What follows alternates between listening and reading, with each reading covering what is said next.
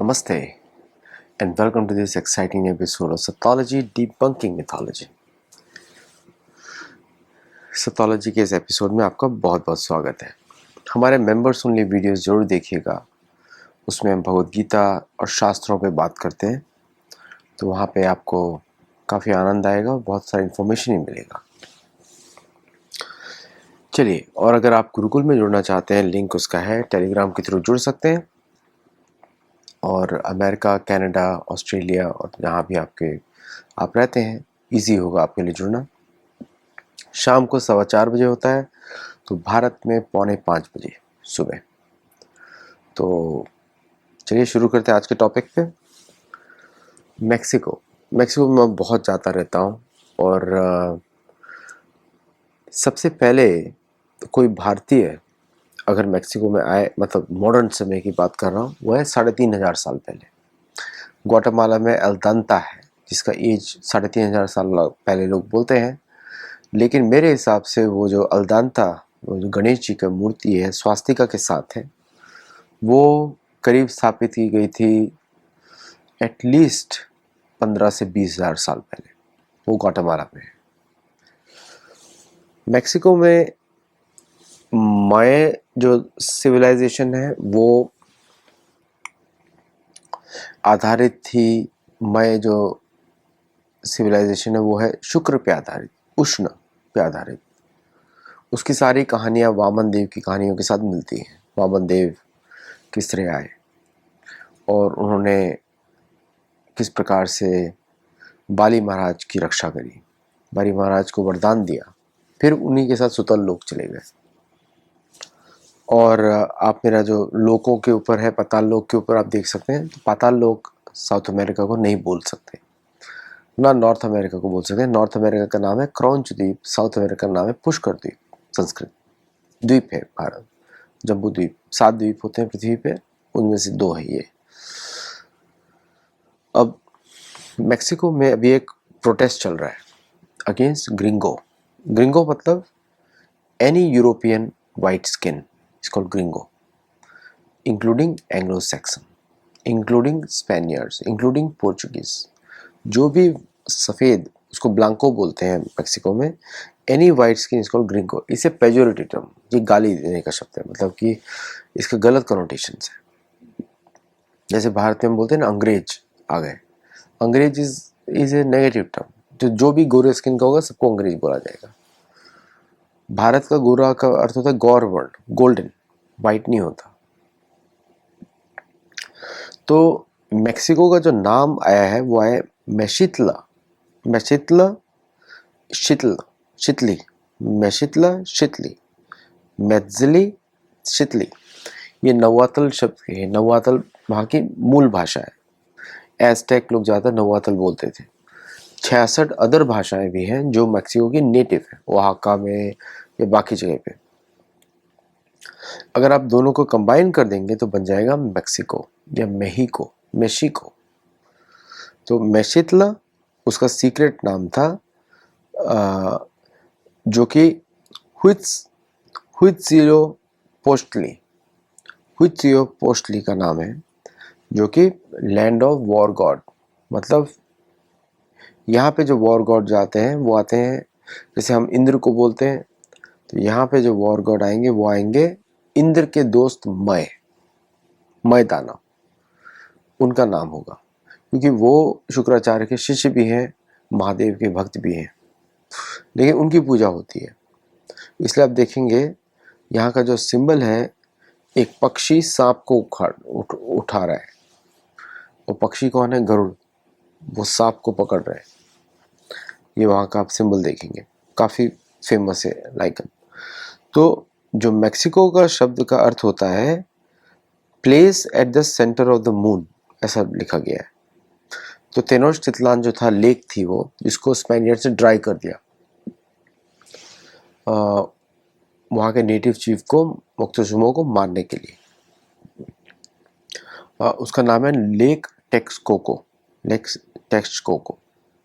Texcoco नाम की जगह है वहाँ पर, जो कि तो पूरा जो पुराने समय का जो मैक्सिको सिटी था वो एक लेक पे और बना हुआ था। अभी जो सिटी है उस लेक को ड्राई करके किया, वो स्पेनियर्ड से ड्राई किया ताकि लोगों को मार दे।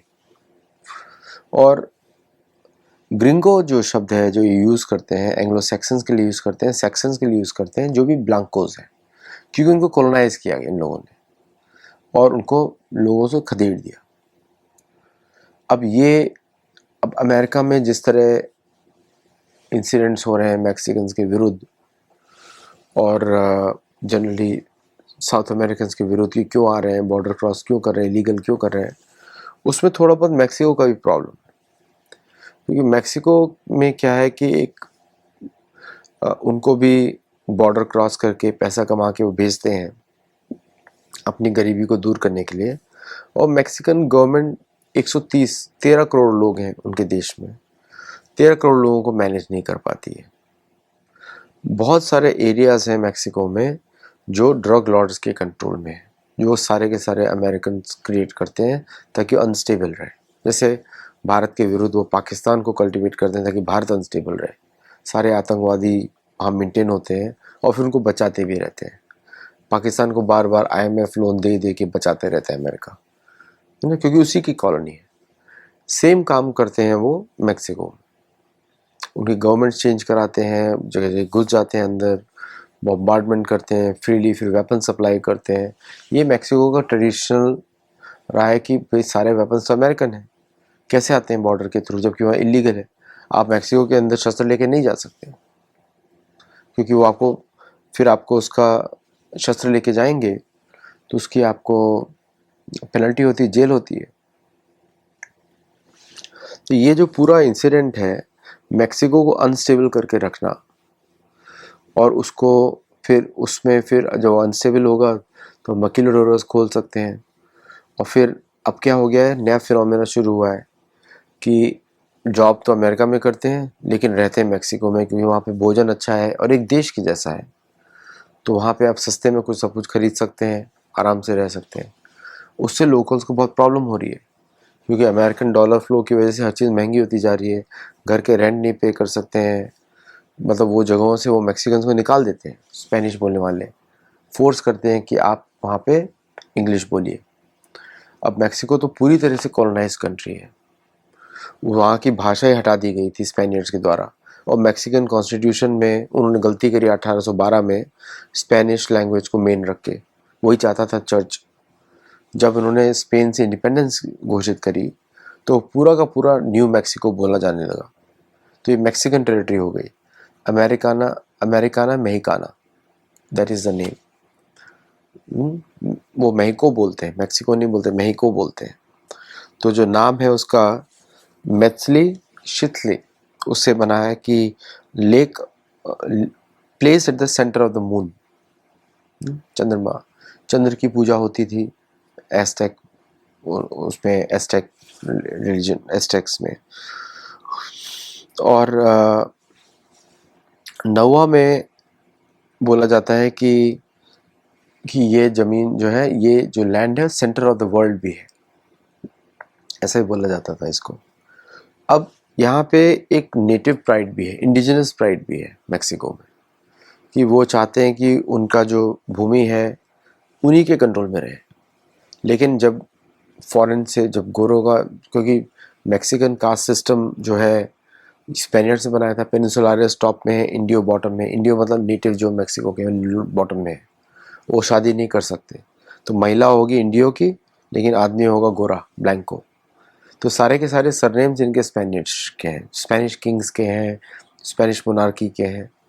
बट ओवरऑल अगर देखा जाए तो मेक्सिको में एक इंडिजिनस प्राइड बहुत ज़्यादा है, इसलिए उनका नेशनलिज्म चलता है। जैसे USA कॉलोनी के जैसा है, मैक्सिको कॉलोनी के जैसा नहीं है। उनका लोकल देश प्रेम रहता है, बहुत रहता है। और अमेरिका इनको आम भी नहीं होने देता। अमेरिका नहीं चाहता कि मैक्सिको में कोई हैवी वेपन्स कोई भी दूसरा कंट्री बेचे, भारत भी नहीं बेच सकता। तो एक अमेरिका ने इसको एक बफर बना के रखा है साउथ अमेरिका के बीच में और इसके बीच में, कि यहाँ पे कोई अंदर घुसेगा नहीं, अमेरिका के अंदर कोई होगा नहीं। इस तरह उन्होंने सदर्न बॉर्डर को सेफ रखा है।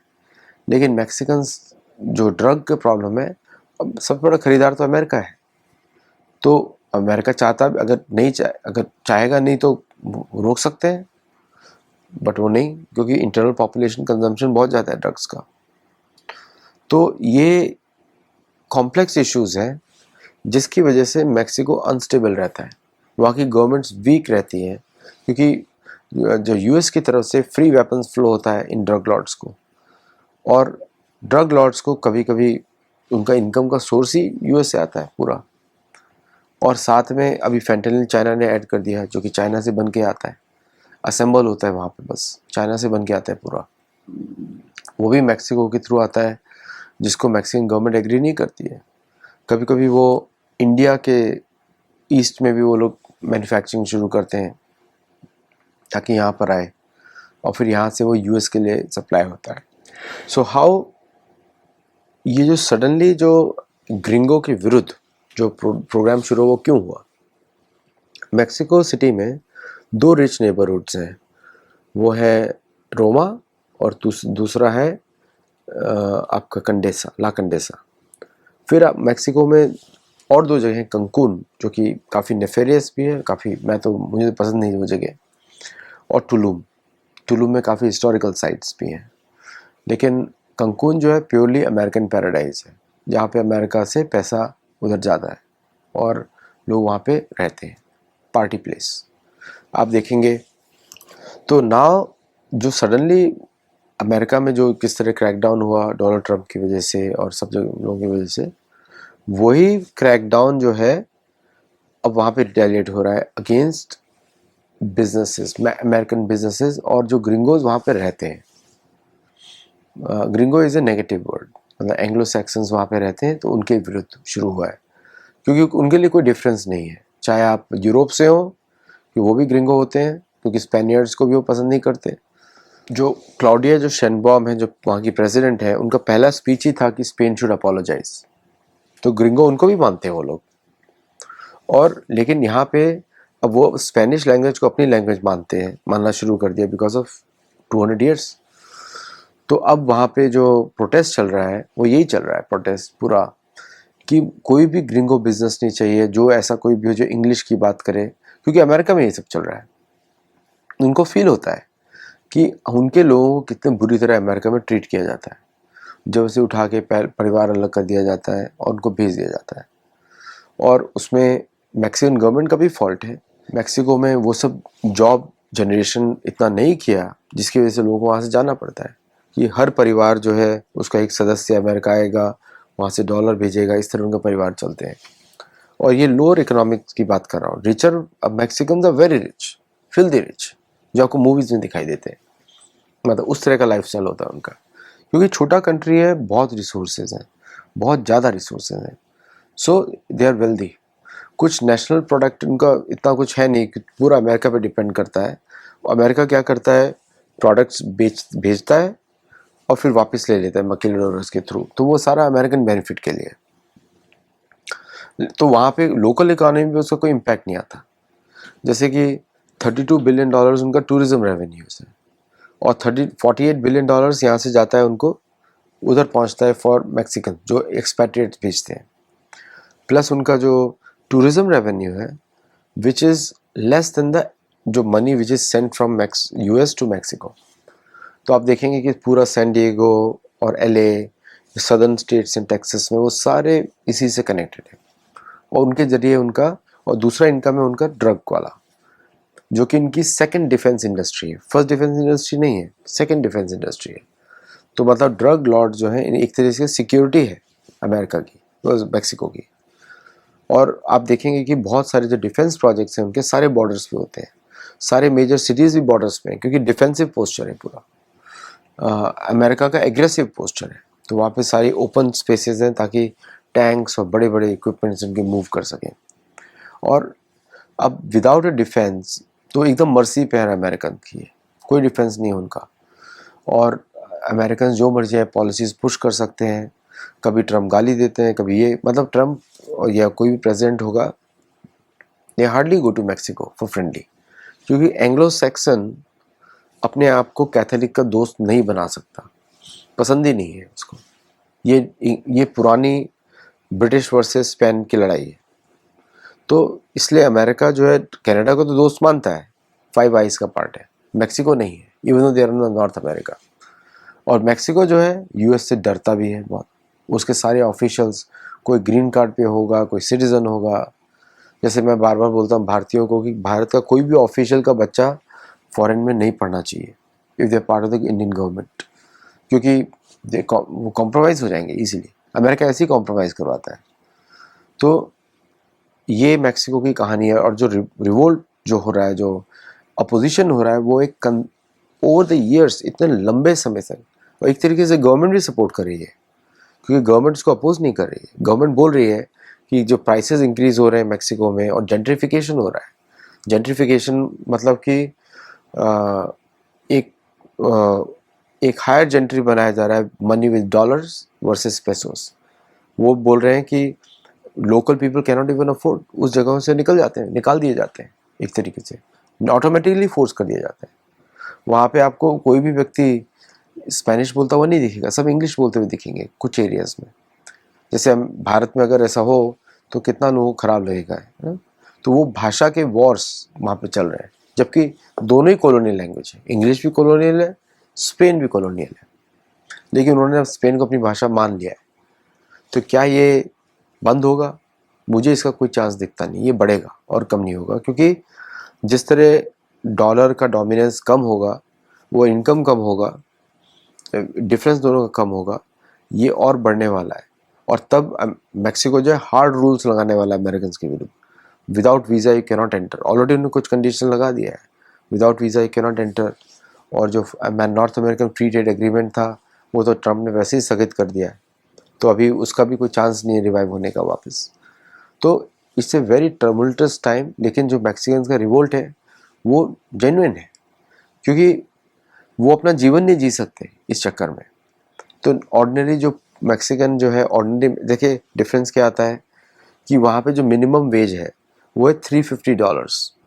उसको 20 से मल्टीप्लाई कर देंगे, 6,000 पेसोस उनके मिनिमम डॉलर से, मिनिमम इनकम है।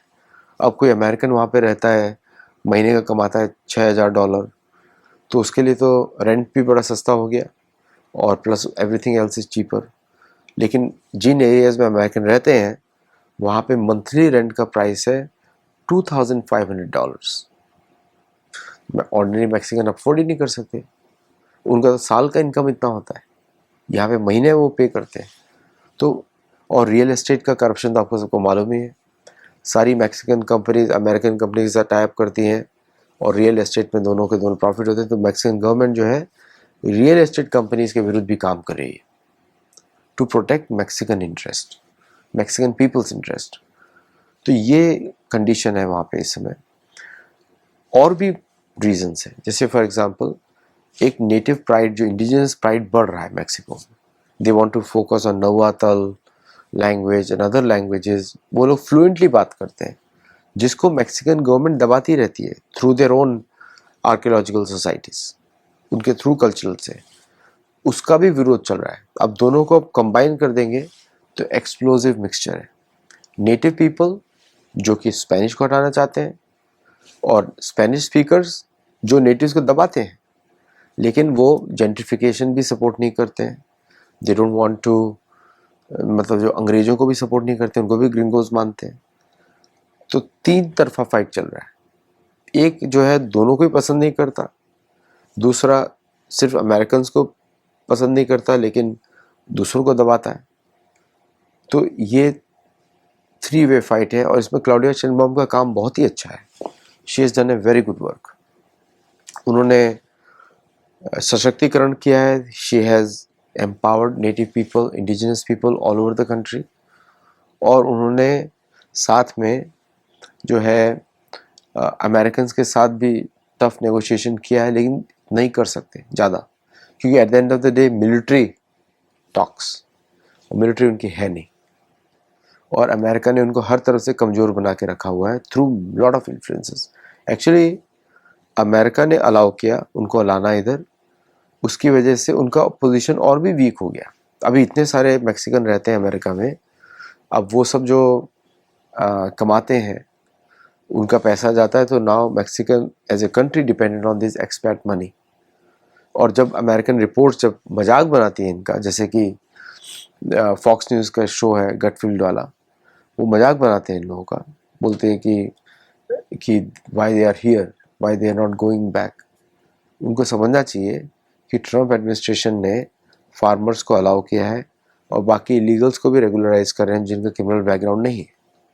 तो वो तो मजाक बनाएंगे because typical Anglo Saxon play boy, क्योंकि हर किसी का मजाक बनाते हैं वो अपने लोगों का मजाक बनाते हैं, अपने गरीब लोगों का मजाक बनाते हैं, भारतीयों का मजाक बनाते हैं, सबका मजाक बनाते हैं। ये जो प्रॉब्लम है मेक्सिको की, ये पहली बार बाहर आई है। राइट्स हो रहे हैं मेक्सिको सिटी में और बाकी शहरों में भी फैल जाएंगे, क्योंकि जो ओवरऑल जो मेक्सिको की पॉलिटिक्स है उसको में सबको इसका फ़ायदा होने वाला है इलेक्शंस में, स्पेशली क्लॉडिया शेनबॉम की पार्टी को डेफिनेटली फ़ायदा होने वाला है इसका। तो ये जेंट्रिफिकेशन वाला जो प्रोटेस्ट है इसमें पॉलिटिकल बैकिंग भी है और वो होना ही था, बिकॉज एक तरीके से, क्योंकि कब तक देश गुलाम रहेगा डॉलर के चक्कर में, ये इश्यूज हैं यहाँ के मेन। तो I hope you understood the matter जो मैं बताना चाहता हूँ, और मैंने कनेक्ट किया इसको इतिहास के साथ, हाउ द मेक्सिको वर्ड भी आया है। So if you like this video, share करिए, लाइक करिए और लोगों को बताइए, और हमारे चैनल के मेंबर बनिए, हम लोग को सपोर्ट करिए ताकि हम और भी आगे इन मेक्सिको रिसर्च करें सनातन धर्म के इतिहास को ढूंढने के लिए। नमस्ते, जय जगन्नाथ, थैंक यू।